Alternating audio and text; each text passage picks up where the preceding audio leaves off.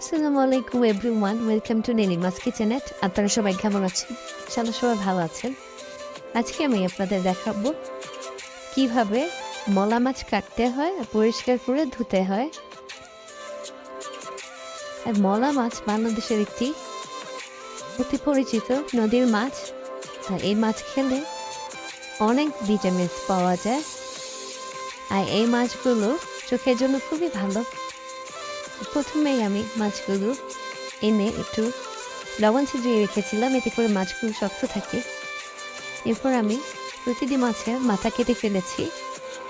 আর মাথা কেটে ফেলেছি দেখে ভাববেন না যে মাছ অপচয় করছি।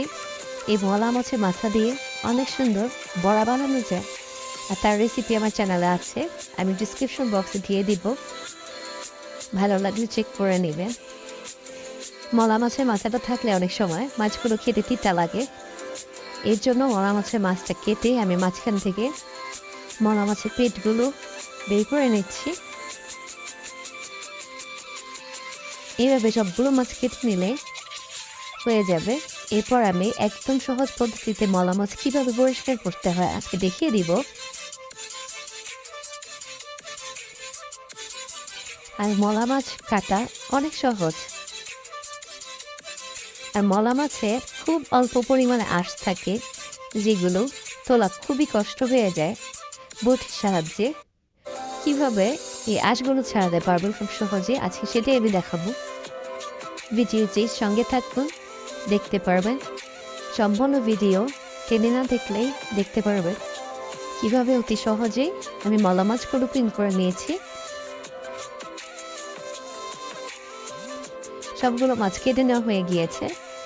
আমাদের সবার বাড়িতেই আটা ময়দা সুজি মোটা ব্যাগ থাকে, ওই রকম একটি ব্যাগ নিয়ে নিতে হবে। এর ভিতরে হাতটা ঢুকিয়ে মাছগুলো আমি একটি ছাঁকনির মধ্যে নিয়ে নিচ্ছি।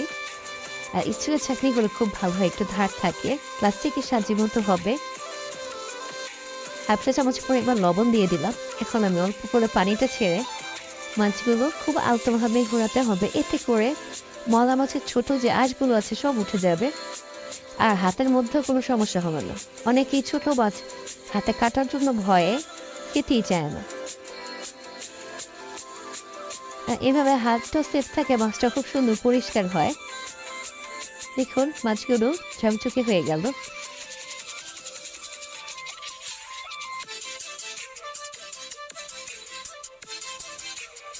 সবাই ভালো থাকবেন, সুস্থ থাকবেন, নীলিমাস কিচেনের সঙ্গে থাকুন। ভিডিওটি ভালো লাগলে লাইক কমেন্ট শেয়ার করবেন ইনশাল্লাহ।